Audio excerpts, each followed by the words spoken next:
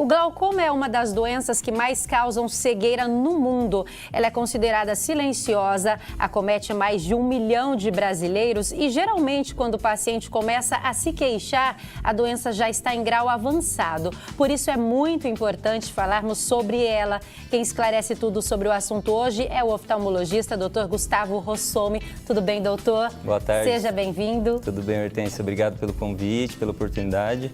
Vamos conversar um pouquinho sobre o glaucoma e passar, sobre os sintomas, tudo que a doença pode trazer para os pacientes. O que é essa doença, doutor?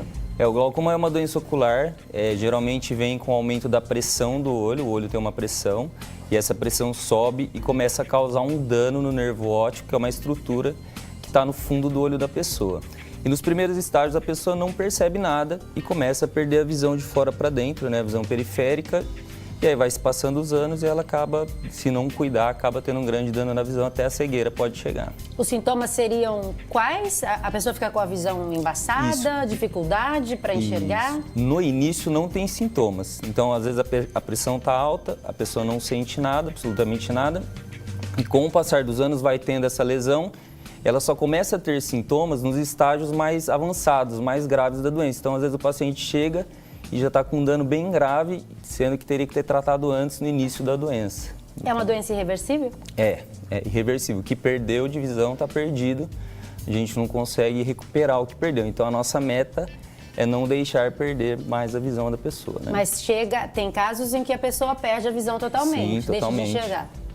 Com certeza. Existe mais de um tipo de glaucoma? Existem vários tipos de glaucoma.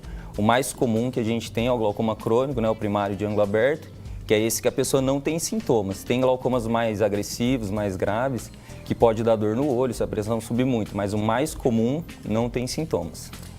Tem pessoas que têm mais predisposição até essa doença? Sim, com certeza. Pacientes histórico familiar, principalmente, parentes de primeiro grau, pai, mãe, irmãos, primos, avós. Então, se tiver histórico na família, tem uma grande chance de desenvolver essa doença. Idade acima dos 40 anos, pacientes míopes. Então, tem pessoas que têm mais predisposição a desenvolver, sim. Quais são os tratamentos, doutor? Então, tratamento, geralmente, a gente pode começar com colírios, com alguns tipos de lasers, microcirurgias, no caso que não consegue controlar a pressão, e a cirurgia convencional do glaucoma, que é para baixar a pressão, para não deixar progredir mais a doença. No caso, quando a pessoa tem a perda de visão, mas não total. Quando a pessoa perdeu totalmente a visão, não há mais o que fazer. Não, infelizmente, não tem mais o que fazer. Tenho perguntas aqui, a Deise de Presidente Prudente quer saber se dá para dirigir com glaucoma. Depende do grau do glaucoma, Então a gente, na consulta, nos exames, a gente faz o estadiamento e vê qual que é o nível do glaucoma. Se a pessoa já tem uma grande perda do campo de visão, é difícil da pessoa dirigir, porque a gente usa muito o campo de visão da periferia da visão para poder estar dirigindo, Então depende muito do grau. Lúcia de São José do Rio Preto, quem tem glaucoma pode fazer musculação? Então, existem alguns estudos que o esforço físico intenso pode estar subindo a pressão, Então, o ideal é passar no oftalmologista e ver, controlar a pressão, se está usando colírio ou não, para saber se pode fazer certos tipos de exercícios físicos ou não.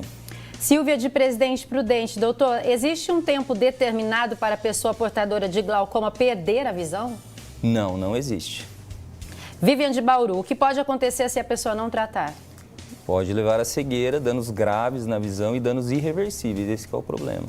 Lisandra de Garça, o senhor já até comentou, glaucoma pode ser hereditário? Com certeza, pode. Cidinha de Presidente Prudente, o que faz a pressão do olho subir, doutor? Então, nós temos um sistema no olho, existe um líquido que circula dentro do olho, chama humor aquoso. Esse líquido ele é produzido e ele é jogado fora por um canal de drenagem. É como se fosse assim, a pressão do olho, na verdade, é igual a pressão de uma bola de futebol, Quando a bola está muito cheia, a bola de futebol, ela está dura, Ela está tensa, tem muito ar dentro da bola. Se nós fizermos um furinho na bola, esse ar vai sair da bola e a pressão da bola vai baixar. O olho é a mesma coisa, sempre o olho tem que estar molinho. Então o líquido tem que entrar dentro do olho e tem que sair. Isso mantém a pressão do olho baixa, tá?